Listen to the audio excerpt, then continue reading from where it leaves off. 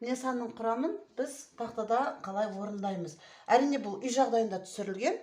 Ал мектепте тақта әрине үлкендеу барлық санды осылай тізіп қойып, кейін балалар 3-4 баланы бір мезетте шығарып орындатуға болады тапсырманы. Мысалы 10-ға дейінгі сандардың сыныпта әртүрлі деңгей болады. Сол себептен 10-ға дейінгі сандардың құрамын бір балалар мысалы 7 менен 0, мысалы 6 менен 1 мына жерде 5 болса 5 пен 2, 3 пен 4 деген сияқты балалар сандардың құрамын анықтайды. Яғни тапсырманы деңгейге бөліп бере аласыз. Мысалы 6 мен 1 деген сияқты бала өздері құрайды. Ал кейбір бала 10-ға дейінгі сандардың құрамын енді меңгеріп жатқанда, ал кейбір бала уже 10-дықтан аттайды.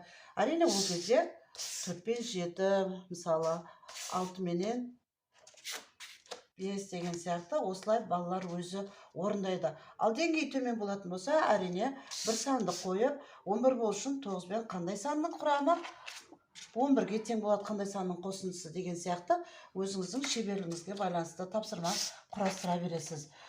Жаңа айтып өткенімізде үйшіктеріміз 2-ден 19-ға дейін.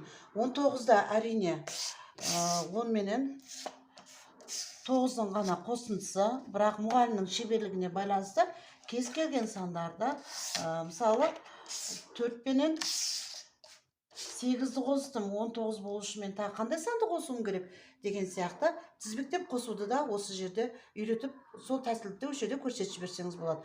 4 пен 8-дің қосындысы 12, 19 пен 12-ның айырмасы 7. Демек, бізге 7 деген сан жетіспей тұр екен деген сияқты тапсырма құрастыра бересіз. Немесе бір санды қойып, қалған 2 санды баланың өзіне табуына сондай тапсырма беруіңізге болады. 5 пен 9-ның қосындысы 14, 19-дан 15-ті 14-ті аламыз. Әрине, ол 5-ге тең деген сияқты осылай тізбектеп қосуда да тапсырма бере аласыз.